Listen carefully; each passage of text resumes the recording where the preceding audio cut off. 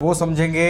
इसके अलावा देवघर में जो विश्व प्रसिद्ध श्रावणी मेला है उसको लेकर भी तैयारियां हो रही हैं, लेकिन उससे पहले मौसम का क्या मिजाज है ये समझेंगे, क्योंकि झारखंड के कई जिलों में मानसून ने दस्तक दे दी है। मानसून कई जिलों में सक्रिय भी है। लोगों को भीषण गर्मी से राहत मिली है, लोगों ने राहत की सांस ली है और किसानों के चेहरों पर खुशी लौटी है। पूरी जानकारी के साथ देवघर से हमारे संवाददाता बबलू जुड़े हुए हैं। सीधे बबलू का रुख करेंगे। बबलू, मानसून ने दस्तक दी है देवघर में भी और फिलहाल मानसून सक्रिय नजर आ रहा है, क्या कुछ स्थिति है फिलहाल?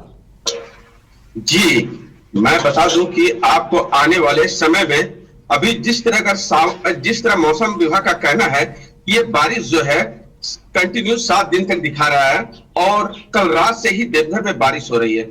इसे कहा जाए कि देवघर वासियों को इससे गर्मी से निजात मिल रही है और इसके साथ ही किसानों में काफी उत्साह और खुशी देखी जा रही है। अगर बात माने अगर सब्जी की, तो सब्जी मंडी में बारिश न होने के कारण जो है कोई भी सब्जी का दाम 80 और 100 रुपए से कम का नहीं है। इसी को लेकर देवघर वासी जो है रात से हो रहे बारिश को अपने आप में उत्साह और खुशी महसूस कर रहे हैं कि चलिए गर्मी से राहत मिल गया। और करीब रात भर बारिश हुई है और अभी आप देख रहे हैं स्क्रीन के माध्यम से कि मैं भी जो यहाँ खड़ा हूँ पूरा बारिश हो रहा है। और ये बारिश मतलब कि जैसे आसमान का देख सकते हैं कि आसमान में जो बादल है वो करीबन 24 घंटा तक नहीं हटने वाले हैं और इसके साथ ही बारिश कंटिन्यू चलेगा। इससे क्या है कि जो पानी का जो दिक्कत है, देवघर में पेयजल की जो दिक्कत है वो भी कुछ कम होगी और सभी नदी नाले तालाब में बारिश का पानी जमा होगा, जिससे यहाँ के देवघर वासियों को राहत की सांस मिलेगी, पेयजल की सुविधा हो जाएगी। और इसके साथ ही श्रावणी मेला का बात करें तो बारिश होने से यहाँ के लोगों का मानना है कि बारिश अगर हो जाता है तो इसके साथ ही किसान लोग जो किसान है वो बारिश में अपनी खेती बाड़ी करके वो बाबा को जल चढ़ाने के लिए आते हैं। बिल्कुल, किसानों के चेहरों पर खुशी लौटी है। और बबलू देखिए, जब मानसून में देरी हो रही थी तो किसान काफी चिंतित थे, काफी परेशान थे कि कहीं उन्हें आगे आने वाले दिनों में समस्या ना हो, लेकिन अब देवघर के किसानों के लिए राहत की बारिश बनकर आई है ये मानसून।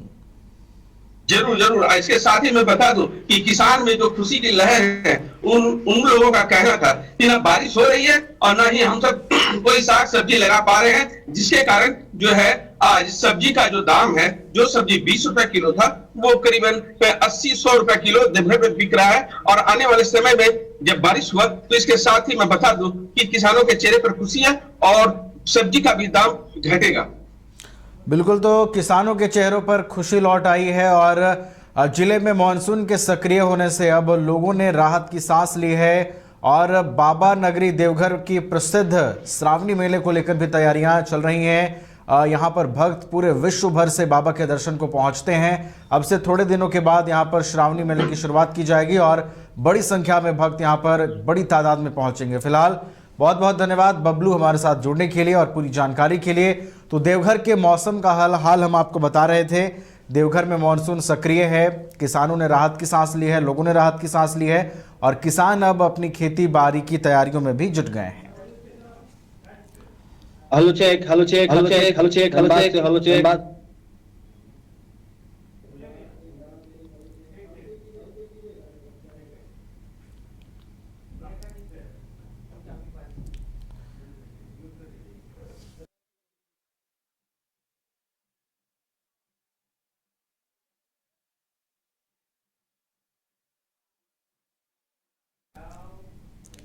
तो चलिए अब रुक कर लेते हैं कोयलांचल धनबाद का। कोयलांचल धनबाद में मानसून के दस्तक के बाद कितनी राहत मिली है लोगों को। और चूंकि झारखंड के कई जिलों में मानसून के प्रवेश के बाद किसानों ने राहत की सांस ली है, लोगों ने राहत की सांस ली है। कई झारखंड के जिले हैं जहां पर मानसून सक्रिय है और आने वाले दिनों में किसान जो हैं वो अपनी खेती बाड़ी को लेकर काफ़ी उत्साहित नज़र आ रहे हैं। कोयलांचल का क्या हाल है ये हम समझेंगे। इसके अलावा कोयलांचल की और क्या कुछ गतिविधियां हैं ये भी समझेंगे। हमारे साथ सहयोगी राजकुमार जुड़े हुए हैं लाइव, उनके पास चलेंगे। राजकुमार, झारखंड के कई जिले ऐसे हैं जहां पर मानसून सक्रिय नजर आ रहा है, आपके जिले का क्या हाल है? बिल्कुल नवीन, अगर हम कोयलांचल धनबाद की बात करें तो यहाँ पर मानसून सक्रिय हो चुका है। 2 दिनों से हल्की फुल्की पहले दिन थी, ऐसे एक दिन पहले यानी कि शनिवार को जोरदार बारिश हुई थी, उसके बाद रविवार को भी बेहतर बारिश देखने को मिली धनबाद में। अगर हम सोमवार की बात करें तो मध्यम दर्जे की बारिश देखने को मिली है। किसानों के चेहरे खिले हुए हैं, ग्रामीण क्षेत्र में किसान अपनी खेती बाड़ी में जुट चुके हैं। और अगर शहर की बात करें तो शहर में विद्युत व्यवस्था चरमराई हुई है। शहरी में जो निगम के जो साफ सफाई की व्यवस्था है वो भी थोड़ी सी चरमराई हुई है। इसके अलावा कई जगहों पर जो ऐसे क्षेत्र जहां पर साफ सफाई नहीं हुई थी वहां पर वाटर लॉगिंग की भी समस्या देखने को मिल रही है। लेकिन सबसे बड़ी बात यह है कि अब चूंकि राहत की बूंदें बरसने लगी है तो कहीं ना कहीं जो तालाब है या फिर जो अन्य जल स्रोत है वो सूख चुके थे, वहां पर लोगों की उम्मीदें जम बंध गई है कि अब जो पेयजल की समस्या है या फिर जो नहाने धोने की जो पानी की समस्या है, ये जो तमाम जो तालाब सूख गए थे वो फिर से भर जाएंगे, लबालब हो जाएंगी, तो लोगों को बेहतर सुविधा मिल पाएंगी और जो पेयजल संकट का भी निपटारा जो है वह हो पाएगा। इसके अलावा अगर हम शहर की गतिविधियों पर नजर डालें तो आज धनबाद कोयलांचल के लिए महत्वपूर्ण दिन है, क्योंकि विनोद बिहारी महतो कोयलांचल विश्वविद्यालय में नए कुलपति के रूप में प्रोफेसर राम कुमार का चयन किया गया है, जो कि पीएचयू में कार्यरत थे, वनस्पति विभाग के वो प्राध्यापक रह चुके हैं। इसके अलावा अगर हम बात करें तो यहाँ पर वो प्रोफेसर पवन कुमार पोद्दार की स्थान लेंगे, क्योंकि वो प्रभारी कुलपति के रूप में अब तक अपनी सेवा देते रहे थे और उनके पास जो अधिकार था वो बहुत सीमित था। लेकिन ऐसे में विश्वविद्यालय का जो तमाम जो महत्वपूर्ण कार्य है उसका संपादन मुश्किल हो रहा था, जिसमें कि कई ऐसी नीतियां होती हैं जिसमें कि जो अस्थायी कुलपति होते हैं वही उस मामले में कहीं ना कहीं निर्णय ले सकते हैं। तो अब यह जो परेशानी है वह दूर हो जाएगी, कॉलेजों के बीच आपस में बेहतर समन्वय हो सकेगा, बेहतर शिक्षा का माहौल कायम हो सकेगा, एकेडमिक कैलेंडर जो है वो बेहतर तरीके से चल पाएगा और जो तमाम परेशानियां हैं वो दूर हो पाएगी। इसके अलावा अगर हम आपको बात करें तो कल चूंकि 1 जुलाई थी तो कल पहला केस जो दर्ज हुआ है नए कानून के तहत, भारतीय न्याय संहिता के तहत, वह सरायढेला थाने में दर्ज की गई है और उसमें एक शराब होटल में शराब परोसी जा रही थी जहां पर की एसओजी की टीम ने छापेमारी की थी और वहीं पर जो संचालक थे उनके लोगों ने एसओजी की टीम पर हमला कर दिया था। इस मामले में कुल 3 लोगों पर एफआईआर दर्ज हुई है, 2 लोग उस वक्त गिरफ्तार भी हुए थे उसमें और कुल 3 लोगों पर एफआईआर दर्ज की गई है और यह जो एफआईआर दर्ज हुई है वह नए कानूनों के तहत हुई है। इसके अलावा 3 जुलाई यानी कि कल विधानसभा की विशेष ध्यान आकर्षण समिति आगत प्रश्न की जो समिति है वो आने वाली है। इसको लेकर धनबाद जिला प्रशासन ने तैयारियां शुरू कर दी है। जिन माननीय सदस्यों के द्वारा, विधानसभा के सदस्यों के द्वारा ध्यान आकर्षण में सवाल पूछे गए थे और जो शिकायतें दर्ज कराई गई थी उसका यहाँ पर कल समीक्षा बैठक देखने को मिलेगा। उस पर कितना कार्य हुआ है जिला प्रशासन की तरफ से, जिला पुलिस की तरफ से, इन तमाम कार्यों की जो समीक्षा है वह धनबाद में देखने को मिलेंगी।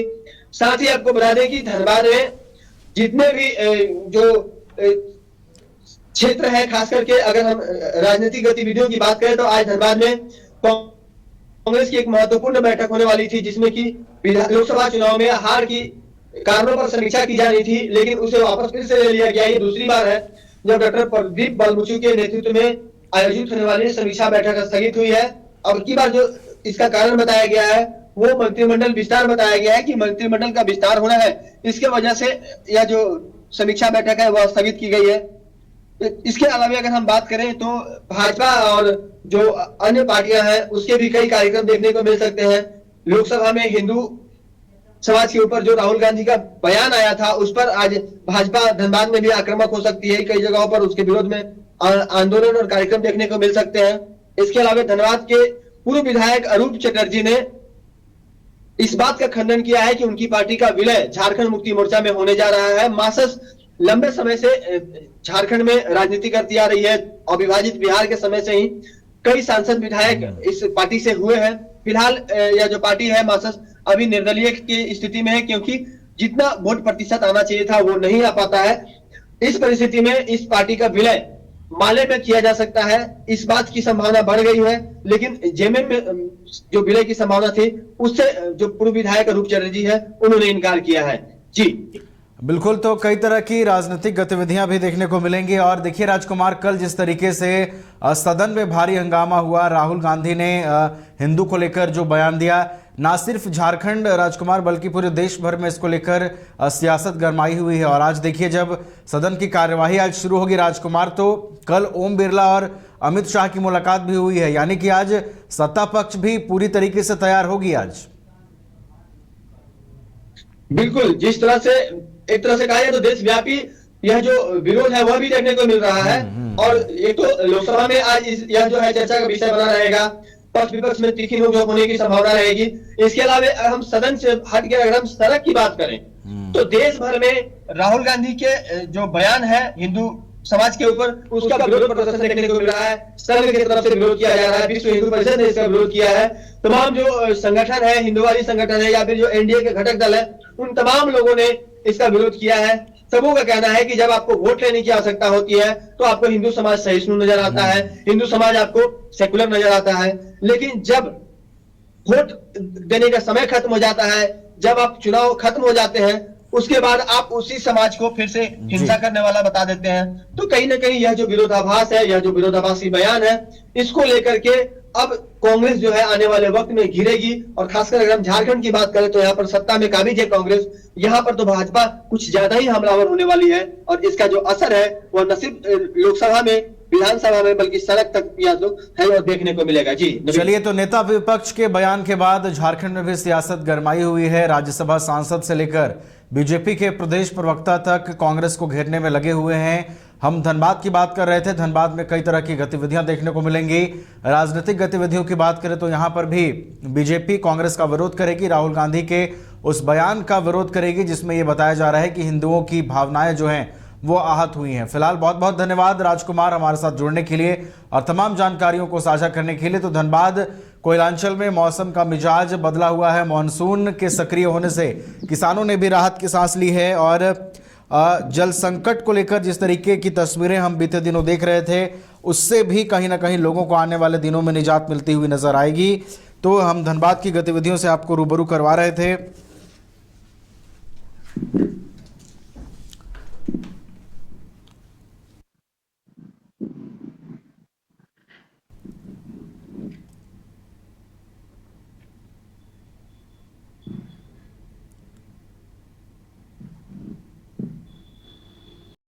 नए अनुभव, जोश और उमंग का बेजोड़ संगम है छोटा नागपुर वाटर किंगडम। यहां आपको पुल पार्टी से लेकर वाटर वेव का होगा एकदम नया अनुभव। सबसे ज्यादा स्लाइड वाला राज्य का पहला वाटर पार्क का नाम है छोटा नागपुर वाटर किंगडम। तो परिवार के साथ आए रातू फन कैसल के पास स्थित छोटा Nagpur water kingdom. Amity university का पटना और रांची कैंपस पिछले कई सालों से लगातार शिक्षा के क्षेत्र में अनमैच्ड एक्सीलेंस प्रदान कर रही है। यूनिवर्सिटी रिसर्च और इनोवेशन और के कल्चर को बढ़ावा देती है और यही कारण है कि यहाँ के शिक्षकों और छात्रों ने मिलकर अब तक 1000 से ज्यादा रिसर्च पेपर और 100 से ज्यादा पेटेंट फाइल किए हैं। 26 से अधिक पेटेंट पब्लिश्ड हुए हैं और 3 पेटेंट ग्रांट भी हो चुके हैं। और यही नहीं, यहाँ के फैकल्टीज और स्टूडेंट्स 100 से अधिक किताबें पब्लिश भी कर चुके हैं। यूनिवर्सिटी के दोनों ही कैंपस में स्टूडेंट्स को कॉर्पोरेट प्लेसमेंट प्रोसेस को क्रैक करने के लिए ट्रेनिंग दी जाती है और इसलिए एमिटी यूनिवर्सिटी अपनी स्थापना से ही देश विदेश के कई जानी मानी मल्टीनेशनल कंपनीज जैसे अमेजॉन, एक्सेंचर, जेपी मॉर्गन और GPT, TCS, Wipro, ITC, federal bank, Hindustan Unilever जैसे 180 रेप्यूटेड कंपनीज के लिए रिक्रूटमेंट की प्रेफर्ड चॉइस बन गया है। यही वजह है कि आयुष कुमार को जेपीटी कंपनी लिमिटेड में 24 लाख, जान निशार अख्तर को अमेजॉन से 30 लाख और देव नरूला को ह्यूमन होल्डिंग कंपनी लिमिटेड से 44 लाख 50 हजार का पैकेज मिला है। वहीं सुमन गुप्ता को पालो ऑल्टो में मिले 47 लाख के हाईएस्ट पैकेजेस से यूनिवर्सिटी ने बिहार और झारखंड में एक नया रिकॉर्ड कायम किया है।